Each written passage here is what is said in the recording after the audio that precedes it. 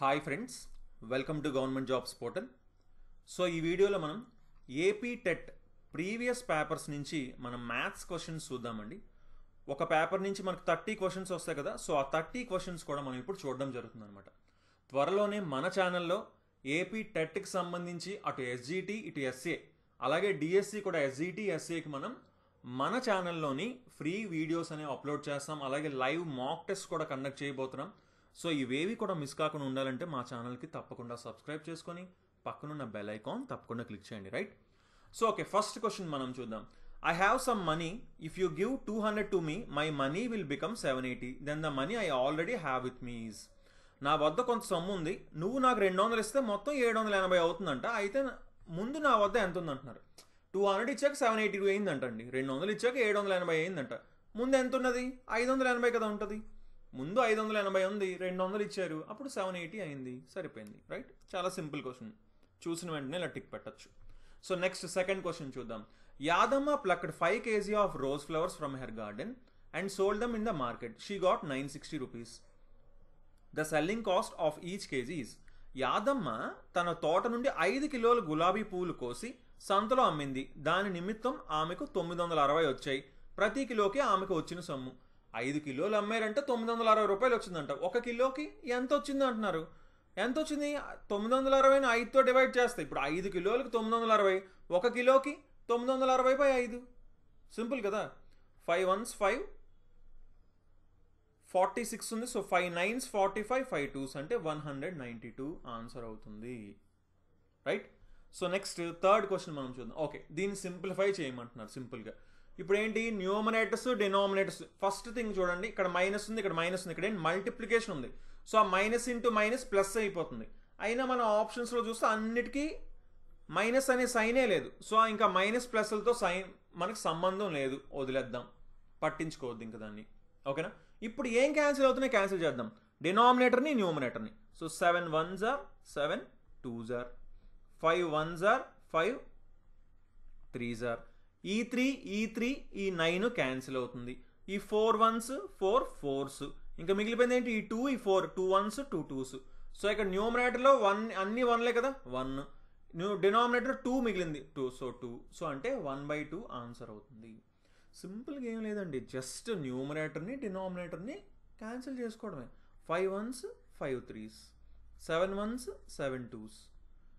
ఈ 3 3 3s 9 కదా, ఈ 9 క్యాన్సిల్ అయిపోయింది. 4 1s 4 4s, 2 1s 2 2s. Simple 1/2 answer అవుతుందని చెప్పొచ్చు.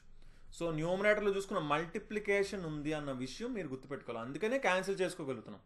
ఎడిషన్ ఉంటే క్యాన్సిల్ చేయగలమా? చెయ్యలేము. అలాగే సబ్ట్రాక్షన్లో క్యాన్సిల్ చేయలేము ఇలాగ. ఓకేనా? సో నెక్స్ట్ ఫోర్త్ క్వశ్చన్ చూద్దాం. Z/Z+15 = 4/9. అలా అయితే Z వాల్యూ ఎంత అని అడుగుతున్నారు. ఇప్పుడు చూడండి, Z/Z+15 = 4/9 అంట. ఇలాంటప్పుడు ఏం చేస్తాం మనం?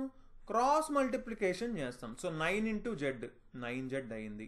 4 × Z+15 చూసుకోండి, 4 ఇంటూ మొత్తానికి మల్టిప్లై చేయాలి. కొంతమంది కంగారులో 4Z+15 అని వేసేస్తారు.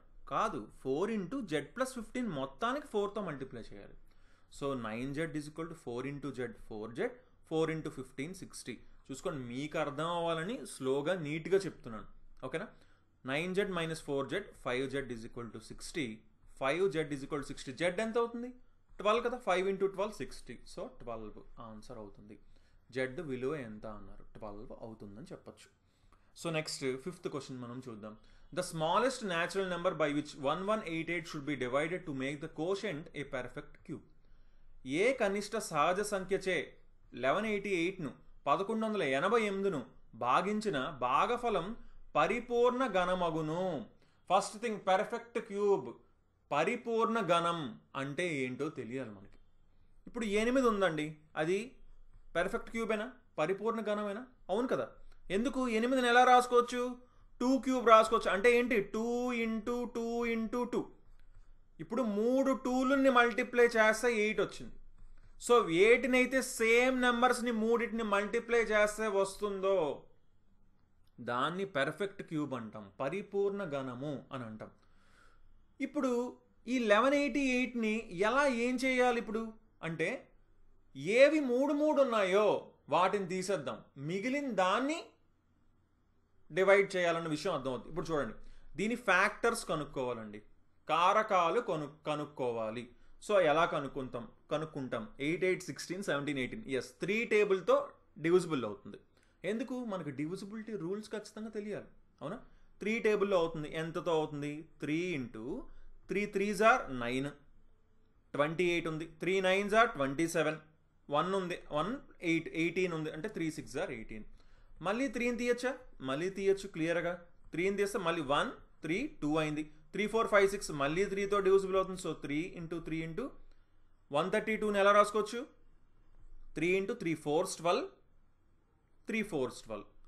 ఇప్పుడు చూడండి, 3 ఇంటూ 3 ఇంటూ 3 ఇంటూ 44ని 11 ఇంటూ 2 ఇంటూ 2 రాసుకోవచ్చు. సరే, మీకు అర్థం అవడానికి నేను ఇలా చేశానండి. బట్ నార్మల్లీ ఇలా ప్రైమ్ ఫ్యాక్టరైజేషన్ చేసుకుంటే వెంటనే వచ్చేస్తుంది, అవునా? సో ఇప్పుడు చూడండి, మూడు ఉన్నాయండి. వెరీ గుడ్, దీంతో ప్రాబ్లం లేదు పర్ఫెక్ట్ క్యూబ్ అవడానికి. కానీ 11 ఒకటే ఉంది, 11లు ఒకటే ఉన్నాయి, 2 రెండే ఉన్నాయి. 3 ఉండాలి ఖచ్చితంగా. 3 లేనివన్నిటిని కూడా ఏం చేయాలి? మనం తీసేయాలంటే డివైడ్ చేసేయాలి వాటిని. సో 11 ఇంటూ 2 ఇంటూ 2 44ని ఏం చేసేయాలి? 44తో డివైడ్ చేసేయాలి. అప్పుడు ఏమవుతుంది? ఈ 44 క్యాన్సిల్ అయిపోయి మిగిలింది 27 మిగులుతుంది.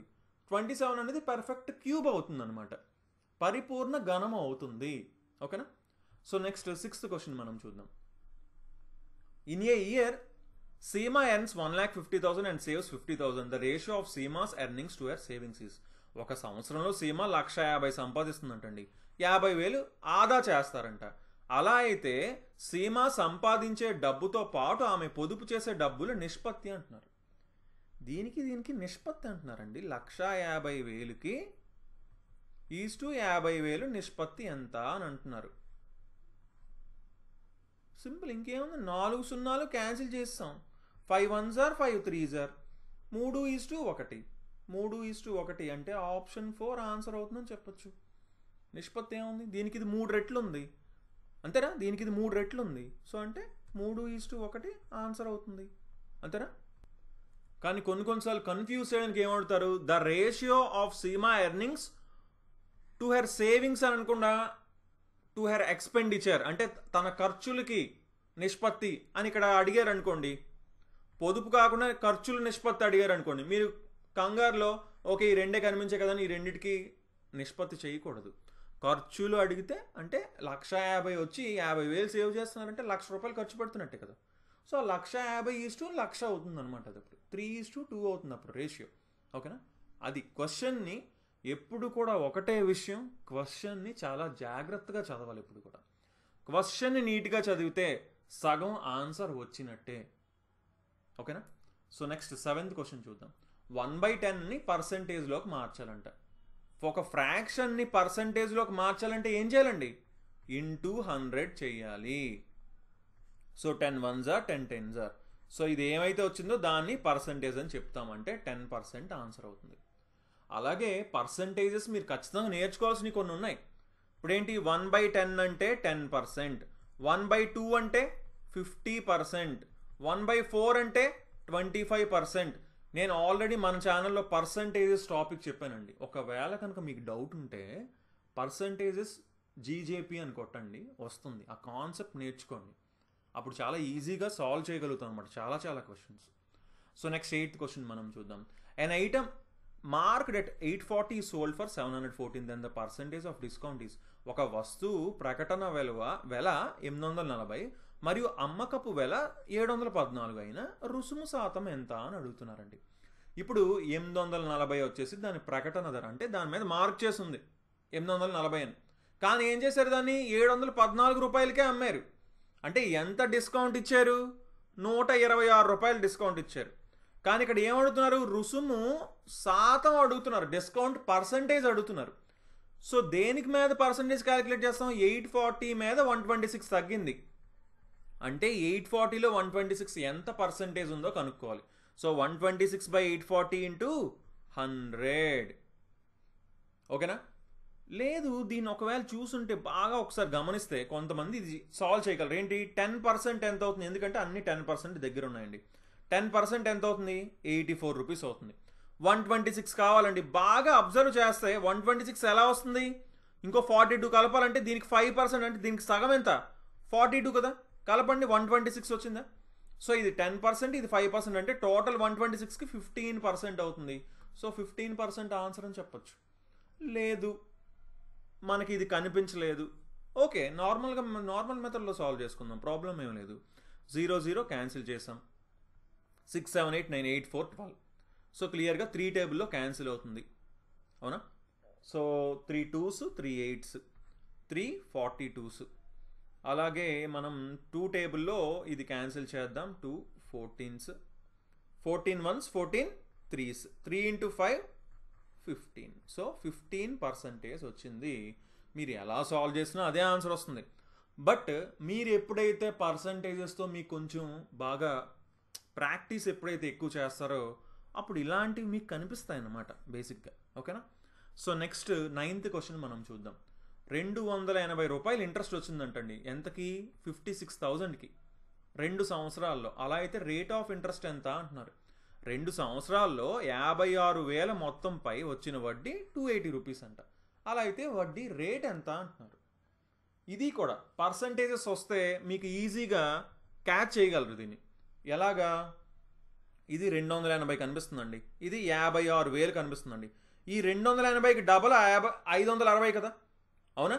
సో మీకు అక్కడ మంచిగా డివైడ్ అయ్యే నెంబర్ కనిపించినప్పుడు ఏం చేయొచ్చు? ఇప్పుడు 56,000 100% అని అనుకుంటాం కదా. 1% ఎంత అవుతుంది? 560 అవుతుంది కదా, అవునా? 1% 560 అవుతుంది. కానీ 2 సంవత్సరాలకి 280 వచ్చిందంట, అంటే 0.5% కదా, దీనికి సగం కదా. 1% 560 అంటే 0.5% వచ్చింది. 0.5% వచ్చింది ఎంతకి? 2 సంవత్సరాలకి. కానీ ఇక్కడ ఏమడిగారు? వడ్డీ రేట్ అన్నారు, అంటే 1 సంవత్సరానికి ఎంతో కనుక్కోవాలి. 2 సంవత్సరాలకి 0.5% అంటే దానికి సగం అవుతుంది, అంతేనా? సో 0.25% అవుతుంది. సరే, ఇది మాకు కనిపించలేదు, మామూలుగా అయితే ఎలా చేయాలి అని అడిగారు అనుకోండి. ఈ 280 ఎంత శాతం ఉంది 56,000కి అనేది చూసాం అనుకోండి. అంటే ఏం చేయాలి? ఇంటూ 100 చేయాలి కదా. చూసుకోండి, ఇది 2 సంవత్సరాలకి. సరే, ఇంకా మళ్ళీ కన్ఫ్యూజన్ ఎందుకు అనుకుంటే ఆ 2తో కూడా ఇక్కడే మల్టిప్లై చేస్తే 1 సంవత్సరానికి ఎంతో వచ్చేస్తుంది. ఇప్పుడు చూడండి, 0 0 0 0 281s 282s. సో 1/4, 2 into 2 ఎంత? 4. 1/4 అంటే ఎంత? 0.25 కదా, అవునా? 0.25%. సో ఎలా చేసినా సరే అదే ఆన్సర్ వస్తుంది. బట్ పేపర్ మీద పెన్ పెట్టకుండా కూడా చూసి సాల్వ్ చేయగలగాలన్నమాట. అది ఎప్పుడు వస్తుంది? ప్రాక్టీస్ బాగా చేసినప్పుడు. సో నెక్స్ట్ 10th క్వశ్చన్ మనం చూద్దాం. ఓకే, ఎంత ఈజీ క్వశ్చన్ అండి. కింద డినామినేటర్ సేమ్ ఉంటే ఏం చేయొచ్చు? ఒకటే వేసుకొని న్యూమరేటర్ని కలుపుతాం. 1 + 0 అంటే 1/4. So option 1 answer. So next 11th question. Mode, దత్తాంశము అంటే ఏంటిది? ఎక్కువసార్లు ఏదైతే రిపీట్ అయిందో అదే మోడ్, అదే దత్తాంశము. ఎక్కువసార్లు ఏది రిపీట్ అయింది? 12 1 2, ఓకే. 14 చూడండి, 1 2 3 3 సార్లు 14 ఉందండి. 12 2 సార్లు ఉంది, 13 2 సార్లు ఉంది, 16 ఒకసారి, 19 ఒకసారి, 14 3 సార్లు ఉంది. సో అదే దత్తాంశము, మోడ్ అవుతుంది. మీడియన్ అంటే ఏంటి? చిన్న నుంచి పెద్దకి అరేంజ్ చేసినప్పుడు మధ్యలో వచ్చేది మీడియన్. మీన్ అంటే ఏంటి? సగటు, యావరేజ్నే మీన్ అంటాము, ఓకేనా? సో నెక్స్ట్ 12th క్వశ్చన్ మనం చూద్దాం. Length of rectangle. లెంత్ ఇచ్చారు, పొడవు ఇచ్చారు, వెడల్పు ఇచ్చారు. లెంత్ ఇచ్చారు, బ్రెడ్త్ ఇచ్చారు, పెరిమీటర్ అడుగుతున్నారు. పెరిమీటర్ ఫార్ములా ఏంటి? 2 into L + B. So 2 into 5 + 3. So 2 into 8 16 16 answer అవుతుంది. So next 13th question. ఒక రైట్ యాంగిల్డ్ ట్రయాంగిల్ ఉందంట, ఒక లంబకోణ త్రిభుజం ఉందంటండి. లంబకోణ త్రిభుజంలోని 2 భుజాల పొడవులు సమానంగా ఉన్నాయంట. 2 సమానంగా ఉన్నాయి. ఈ 2 సమానంగా ఉన్నాయి అనుకుందామండి, ఓకేనా? ఈ 2 సమానంగా ఉంటాయి ఆటోమేటిక్గా, ఓకేనా? ఈ 2 సమానంగా ఉన్నాయి. అలా అయితే ఇది ఏ ట్రయాంగిల్ అవుతుంది అంటున్నారు, ఏ త్రిభుజం అవుతుంది అంటున్నారు. 2 భుజాలు సమానంగా ఉన్నాయంటే ఎప్పుడు అది ఏమవుతుంది? ఐసోసెలస్, సమద్విబాహు త్రిభుజం అవుతుందా? కానీ ఇది లంబకోణం కూడా ఉంది, దీనికి రైట్ యాంగిల్ కూడా ఉందని క్లియర్గా ఆలే కదా చెప్తున్నారు స్టార్టింగ్ నుంచే.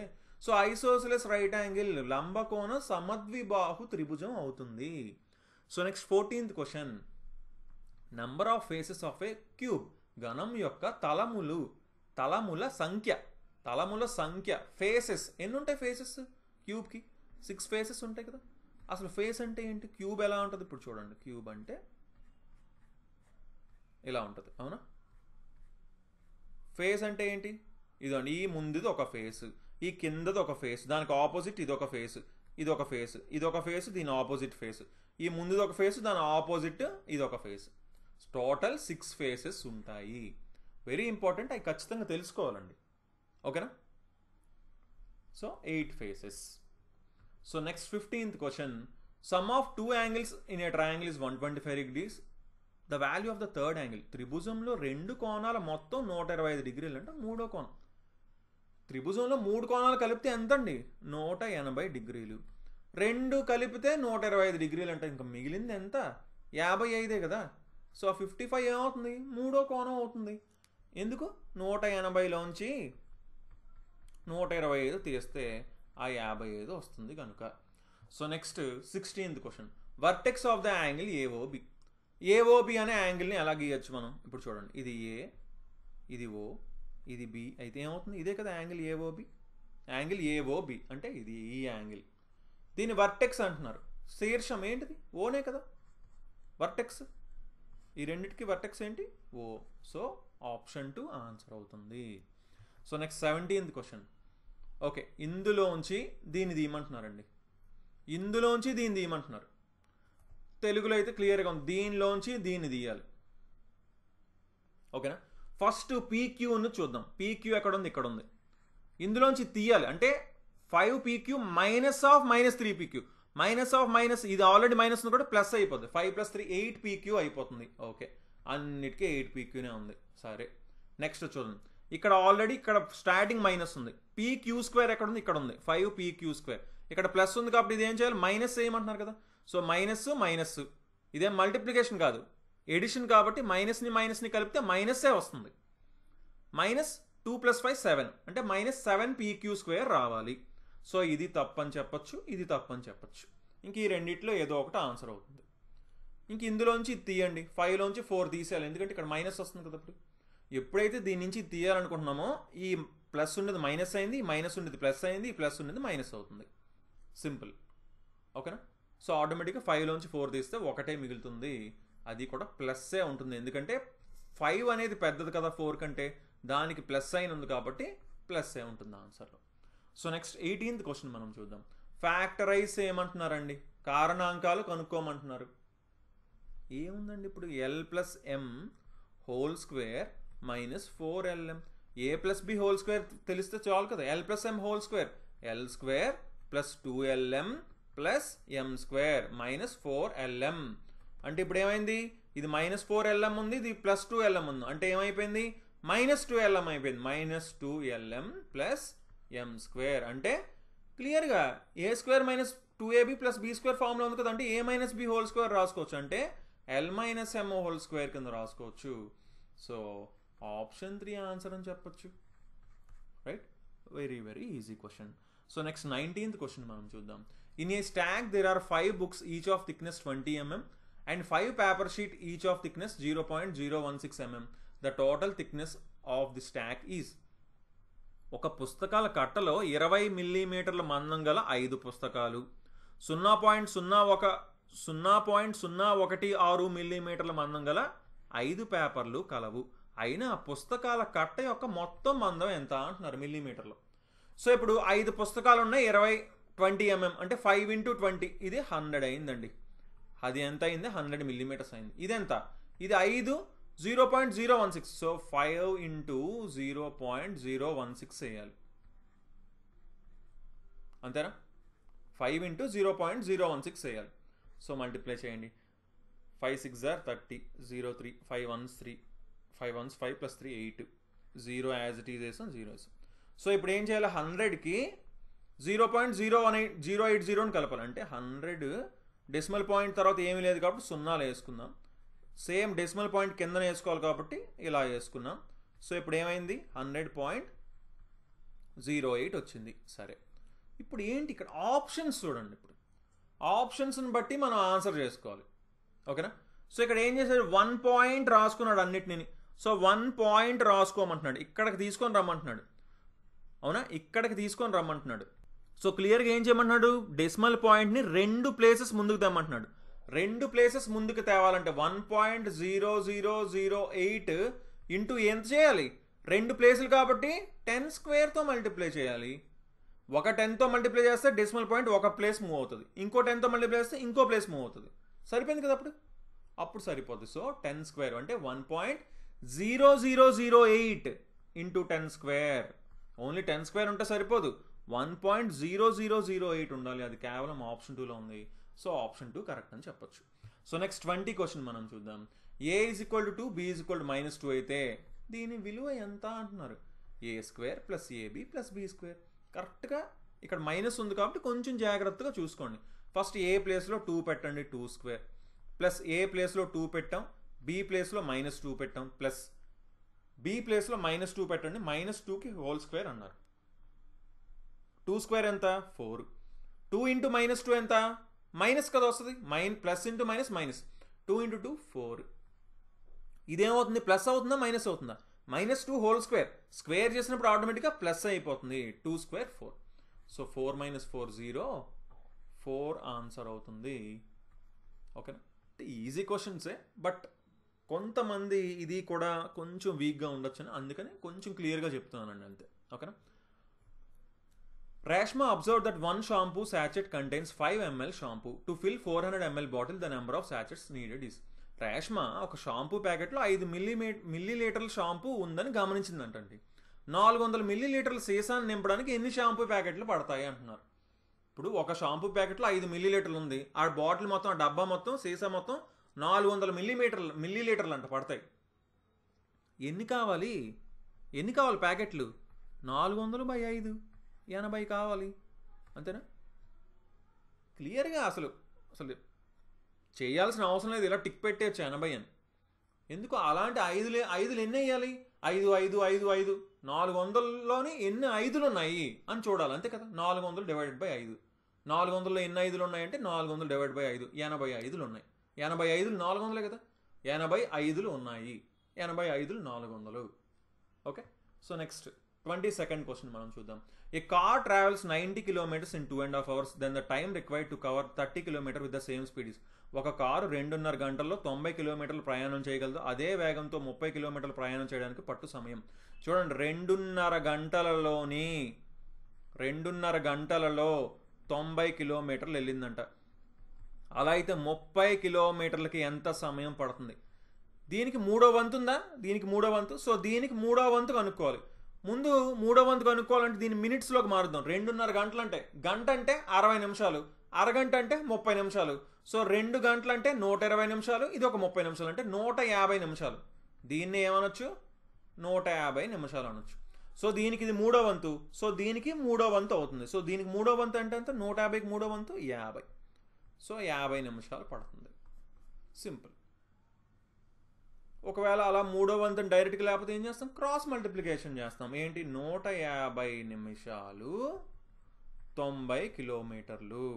ఇప్పుడు ఎన్ని నిమిషాలకి 30 కిలోమీటర్లు, దీన్ని ఇలా డివైడ్ చేసుకుంటాం. దీన్ని x అనుకోండి, ఇలా క్రాస్ మల్టిప్లికే చేసుకుంటాం. ఏం చేసినా సరే ఒకటే ఆన్సర్ వస్తుంది. ఓకేనా.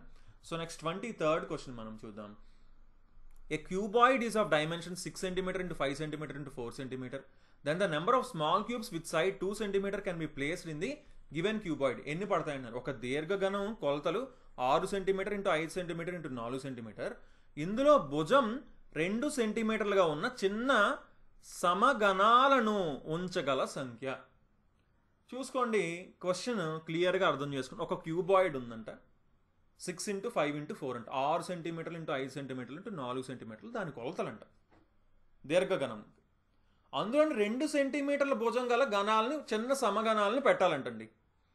ఇప్పుడు ఇది కొంచెం యాక్చువల్లీ ఆప్షన్స్ అనేవి నార్మల్లీ క్వశ్చన్ని దీన్ని 2 విధాలుగా అడగచ్చు. ఇక్కడ అడిగిన దాన్ని బట్టి మనం సాల్వ్ చేస్తే మాత్రం ఇక్కడ ఉన్న ఆప్షన్స్ రాంగ్ అనే చెప్పుకోవాలి. ఎందుకంటే ఒకసారి చూడండి, ఇప్పుడు ఫర్ ఎగ్జాంపుల్ చెప్తాను ఒకసారి. ఇది క్యూబాయిడ్ అని అనుకుందాం, అంటే హైట్ని ప్రస్తుతానికి పక్కన పెట్టా. ఓకేనా. ఇది 6 అనుకోండి, ఇంకేంటి ఇది 4 కదా, హైట్ 5 అనుకోండి. ఓకేనా, హైట్ని 5 అనుకోండి. సో ఇప్పుడు 2 సెంటీమీటర్ స్మాల్ క్యూబ్స్ని పెట్టాలంటున్నారు. అవునా? సో ఇప్పుడు 2 సెంటీమీటర్ స్మాల్ క్యూబ్ని పెట్టాలంటే ఇక్కడ 6 ఉన్నాయి కదా, 6 సెంటీమీటర్లు కదా, ఇది 2 సెంటీమీటర్లు 1 2 3 పెట్టాను. ఓకేనా, ఎందుకు ఇది 2 ఇది 2 ఇది 2 ఇది 2 ఇది 2 ఇది 2. సో అంటే ఇక్కడ ఒకటి పెట్టచ్చు. సో మొత్తం కిందన పేరిస్తే 1 2 3 4 5 6 పేర్చచ్చు. హైట్ 5 కదా, సో 6 పైన ఇంకొక 6 పేర్చచ్చు. 6 పైన ఇంకొక 6 పేర్చచ్చు. అంటే మొత్తం 12 పేర్చగలం. ఆ పైన 1 సెంటీమీటర్ మిగిలిపోతుంది పైన ప్లేస్. మామూలుగా పేర్చమంటే, బట్ కట్ చేయొచ్చు, ఎలా అయినా చేయొచ్చు. అంటే సింపుల్గా ఏం చేయొచ్చు, అప్పుడు మనం వాల్యూమ్ కనుక్కొని డివైడ్ చేసేయచ్చు. అంటే ఏంటి, వాల్యూమ్ ఆఫ్ క్యూబాయిడ్ ఏంటి, L into B into H. Volume of cube ఏంటి, side cube, a cube. So అంటే ఏం చేయొచ్చు, 6 into 5 into 4 divided by 2 into 2 into 2 చేయొచ్చు. అప్పుడు ఏమవుతుంది, 2 ఇంటూ 2 4, 2 1s 2 3s, 3 ఇంటూ 5 15. అప్పుడు 15 ఆన్సర్ అని చెప్పచ్చు. బట్ ఇక్కడ ఎగ్జాక్ట్గా ఇవ్వలేదు. బట్ మనం ఎగ్జామ్లో చేసేటప్పుడు 15 మీరు టిక్ పెట్టచ్చు, ఎందుకంటే మన ఆన్సర్ 12 లేదు కాబట్టి. అసలు 12 ఎలా వచ్చింది, ఈ 15 ఎలా వచ్చింది ఒక్కసారి మళ్ళీ నేను చాలా క్లియర్గా చెప్తాను, వినండి. ఇప్పుడు ఈ క్యూబాయిడ్లో, ఈ దీర్ఘగణంలో ఎన్ని చిన్న గణాలు సమగణాలు పడతాయి అనేది క్వశ్చన్.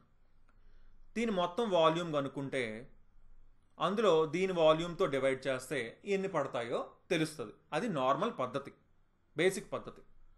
అంటే 6 ఇంటూ 5 ఇంటూ 4 అది దాని వాల్యూమ్. దీని వాల్యూమ్ 2 ఇంటూ 2 ఇంటూ 2 దీని వాల్యూమ్ చేస్తే మనకి 15 వచ్చింది, బాగానే ఉంది. కాకపోతే ఇందాక నేను ఎక్స్ప్లెయిన్ చేశాను ఆల్రెడీ, ఎందుకు అక్కడ స్పేస్ మిగిలిపోతుంది. సో కింద 6 పైన 6 మొత్తం 12 పడుతున్నాయి. అది ఎలా మనం తెలుసుకోవాలంటే, ఇది 2 సెంటీమీటర్ల ఘనం కదా, సో దీన్ని 2తో డివైడ్ చేయండి. ఎంత వచ్చింది, 3 వచ్చింది. దీన్ని 2తో డివైడ్ చేయండి అంటే ఎంత వస్తుంది, 2.5 వస్తుంది. 2.5 వస్తుంది. కానీ క్యూబ్ని కట్ చేయలేము అంటే 2 తీసుకోవాలి. దీన్ని 2తో డివైడ్ చేయండి, 2 వచ్చింది. సో 3 ఇంటూ 2 ఇంటూ 2 మొత్తం ఎంత అయింది, 12 అయింది. అప్పుడు 12 ఆన్సర్ అని చెప్పొచ్చు. ఓకేనా. సో యాక్చువల్గా అయితే సింపుల్గా చెప్పాలంటే ఈ క్వశ్చన్ అయితే మిస్టేక్ ఉంది. యాజ్ ఇట్ ఈజ్ ఇదే క్వశ్చన్ ఇచ్చి ఇక్కడ ఆప్షన్స్లో కనుక 12 ఉంటే 12 ఆన్సర్ పెడతాం. బట్ ఇప్పుడైతే ప్రస్తుతానికి మనం 15 ఆన్సర్ అని పెట్టచ్చు, ఎందుకంటే 12 ఆప్షన్స్లో లేదు కనుక. ఓకేనా. యాక్చువల్లీ క్యూబాయిడ్ కూడా నేను క్లియర్గా చెప్తానండి మెన్సురేషన్ టాపిక్లోని. సో మీకు ఒకవేళ డౌట్ ఉంటే కింద కామెంట్ చేయండి, నేను నెక్స్ట్ వీడియోలో ఖచ్చితంగా ఈ క్యూబాయిడ్ దాని గురించి, దాని మీద చాలా క్వశ్చన్స్ కూడా మనం చేద్దాం, ఇది ఒకవేళ అర్థం కాకపోయి ఉంటే. ఓకేనా. సరే. సో నెక్స్ట్ 24th క్వశ్చన్ చూద్దాం. Rahul took a wire of length 44 cm and bent it into the shape of a circle. Then the radius of the circle is. Rahul 44 సెంటీమీటర్ల పొడవు గల తీగను తీసుకొని దానిని వృత్తాకారంలో వంచాడంట. ఆ వృత్తం యొక్క వ్యాసార్థం. ఆ వైర్ని ఏం చేశారు, ఇలా ఉంచారంట వృత్తాకారంలో. ఇదెంతంట, 44 సెంటీమీటర్స్ అంట. అదేంటి, పెరిమీటర్. క్లియర్గా చెప్పారు కదా, పెరిమీటర్. సో పెరిమీటరే అవుతుంది కదా. Perimeter of a circle formula ఏంటి, చుట్టుకొలత ఎంత సర్కిల్కి, 2πr. అంతేనా. అంటే ఆ 2πr ఎంతకి ఈక్వల్ అవుతుంది, 44కి ఈక్వల్ అవుతుంది. అలా అయితే రేడియస్ వ్యాసార్థం ఎంత అంటున్నారు. ఇక్కడ ఈ క్వశ్చన్లో కూడా పైని 22/7 అని తీసుకోండి అని మెన్షన్ చేయాలండి, ఖచ్చితంగా మెన్షన్ చేయాలి. ఓకేనా. అప్పుడు 22/7 తీసుకొని ఇంటూ r = 44 అని వేసుకొని, ఇది 44 ఇది 44 అంటే r ఇటు డివైడ్ చేస్తున్న అటుపక్క వెళ్తే 7 కింద వెళ్తుంది. 7 × 1 7 అవుతుంది. అంటే రేడియస్ 7 సెంటీమీటర్ అవుతుంది అని చెప్పచ్చు. చూసుకోండి, ఇక్కడ పై 22/7 అని ఖచ్చితంగా ఇవ్వాలి నార్మల్గా అయితే, ఎందుకంటే పై వాల్యూ ఎగ్జాక్ట్గా 22/7 అని మనం చెప్పకూడదు. పై ఈజ్ ఎన్ ఇర్రేషనల్ నెంబర్. అది ఇర్రేషనల్ నెంబర్, రేషనల్ నెంబర్ కాదు పై. ఓకేనా. బట్ ఎగ్జామ్లో మనకు నార్మల్గా క్వశ్చన్స్కి మనకు మెన్షన్ చేస్తారు క్లియర్గా, పై 22/7 తీసుకోండి, ప్రాబ్లం ఏమి లేదని. ఓకేనా. సో నెక్స్ట్ 25th క్వశ్చన్ మనం చూద్దాం. The correlation between mathematics with other subjects like languages, science, social etcetera is called.